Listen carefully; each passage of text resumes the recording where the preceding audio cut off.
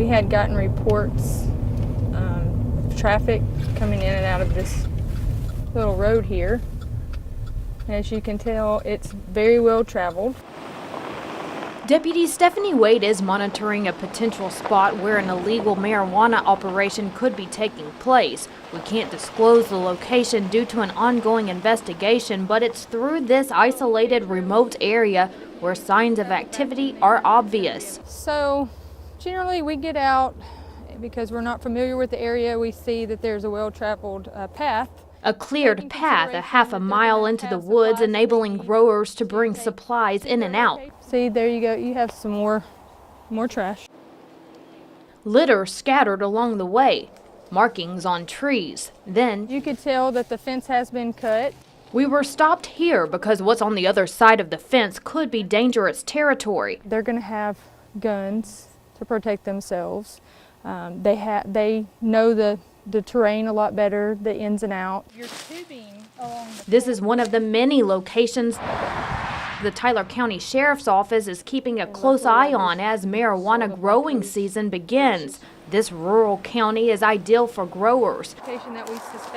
East Texas is said to have perfect soil, acres of thickets to hide grows from aerial views, and plenty of creeks for a water supply.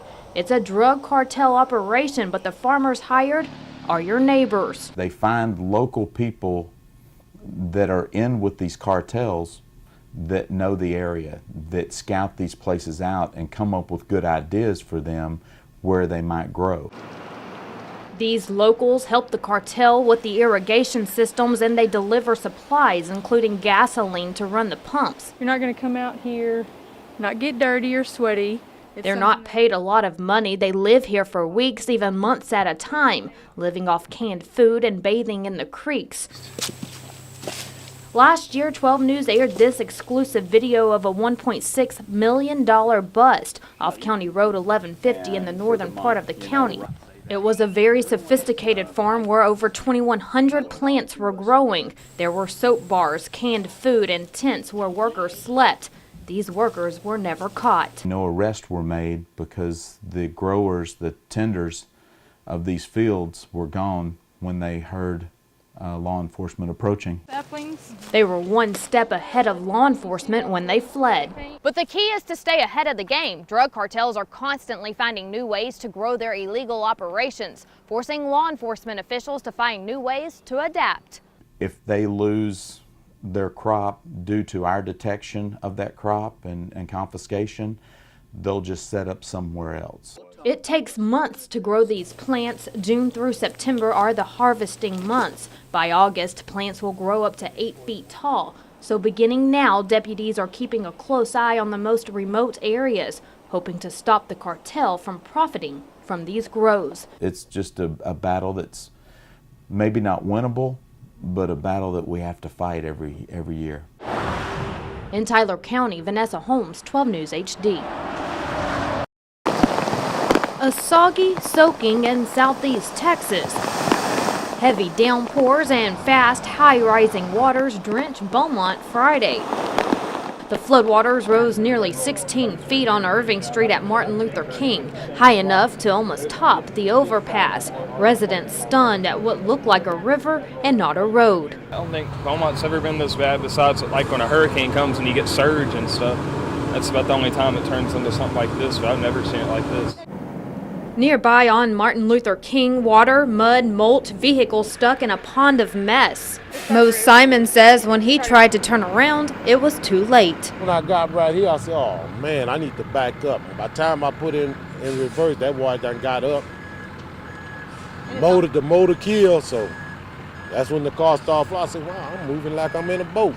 He was forced to climb to safety through his sunroof and then make a call for help.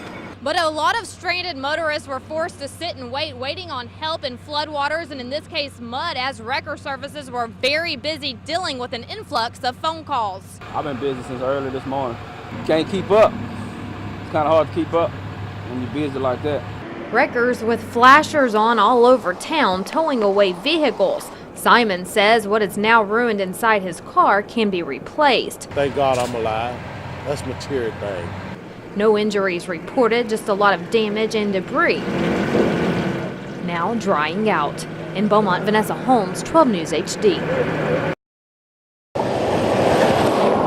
Orange County, the last county leaving Texas, and the last project for the Texas Department of Transportation in its effort to improve Interstate 10 in southeast Texas.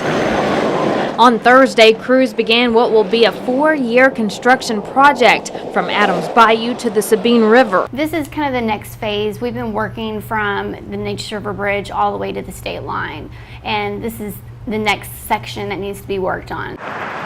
The work is beginning at Simmons Drive, where workers will be widening the shoulders in the upcoming weeks. It will then move on to the Highway 87 overpass, which will be replaced, as well as the Business Highway 90 overpass and the Little Cypress Bayou Bridge. A new bridge will also be added for a new Meeks Drive turnaround. There will be some inconveniences along the way, but we're really just asking people to please, stay patient with us, and 'cause this project is really going to help that section of roadway. And be patient in the work zone. Speed limits will drop to 65 miles per hour along the 4-mile stretch, and there will be lane closures. This is going to be a long project, but it's going to be a lot better when this project is completed. Leave early, expect delays, but in the end, TxDOT promises a safer, smoother ride.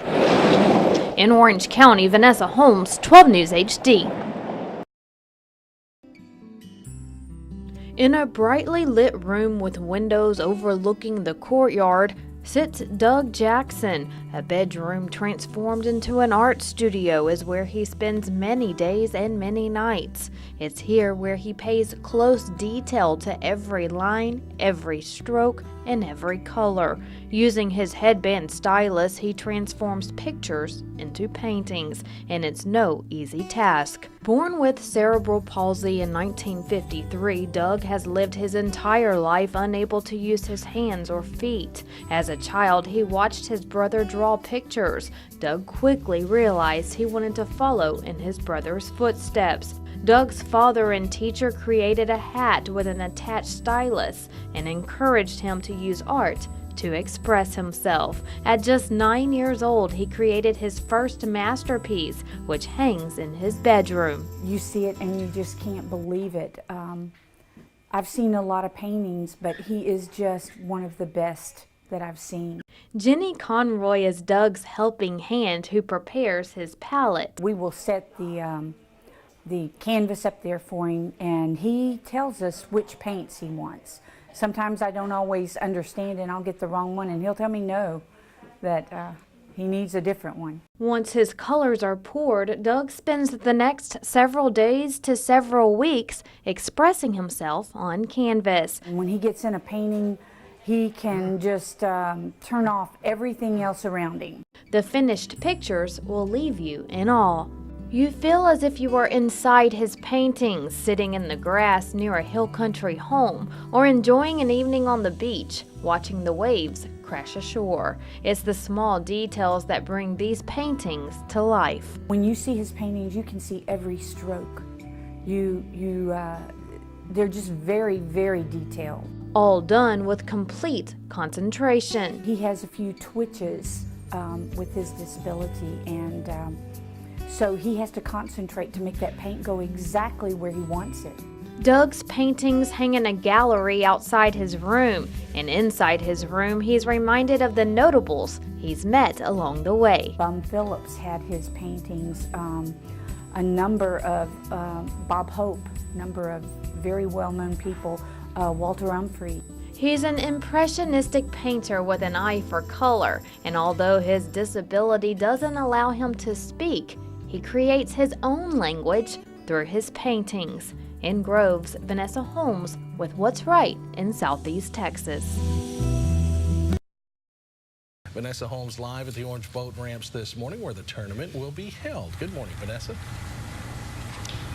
What better way to spend Father's Day weekend than on a boat fishing with your dad? Well, you can do that at the Do It in Orange Fishing Tournament. It's the 3rd annual event where over $22,000 will be handed out. The newly renovated boardwalk paves the way to the river, where fishermen will be casting their lines, hoping to reel in the biggest catch. On June 14th and 15th, over 100 people will launch their boats for the Do It in Orange Fishing Classic. We've got a great system here, a great fishery, you know, and we kind of get to, this is one of the only tournaments that I know of that actually gets to highlight. We do both saltwater and freshwater. Over $22,000 in prizes will be handed out for 3 categories: redfish, speckled trout, and bass. And new this year, high schoolers can join in on the winnings. It's its own separate payout, its own separate prizes. It's a $2,500 first place down to a $100 10th place. Fishing tournaments are becoming the norm in Orange. Last year, the pros came to town for the Bassmasters Elite Tournament. Thousands visited and tested the waters, bringing in money to the local economy. There's a lot more people that are fishing this water and coming into Orange and fishing our area, you know, that used to, you know, so it's becoming more of a tourist area for us as far as fishing is concerned. These tournaments are bringing life back to the downtown area, a place for everyone wanting to spend their days on the water. Along with cash prizes for the biggest catch, any fisherman staying at a hotel or motel in Orange that weekend can bring their receipt here to enter a drawing for $500. You can sign up for the tournament by contacting the Chamber of Commerce. We're live in Orange. Vanessa Holmes, 12 News HD. All right, thank you, Vanessa. Jerry McBride is camping out. He travels the Gulf Coast, fishing, camping, and canoeing. His latest stop, Searim State Park. It's a nice place. It's nice and quiet and clean, so I like that. I think it's nice. McBride is one of the first to rent space at the newly renovated campgrounds. 15 rental spots, now equipped with water and electricity. Also for rent, this new cabin on the Marsh unit. At 700 square feet, it sleeps 6, comes with a full kitchen, breakfast area, and restroom. Down the road are 2 new public restrooms, picnic tables, grills, and a reconstructed dune boardwalk. What you'll soon see is a fish cleaning station and the replacement of the Willow Trail. Our birders, Audubon Society, are very excited because this was a top birding spot and they're ready to have it back. And of course your beachgoers are ready to get out here and use the beach again. Park Superintendent Ben Herman says the excitement trickles down from park staff to vacationers. Everybody on the staff came on with state parks to work at a state park, and from this point we've been a construction site, not a state park. We are very ready to go from construction site to state park.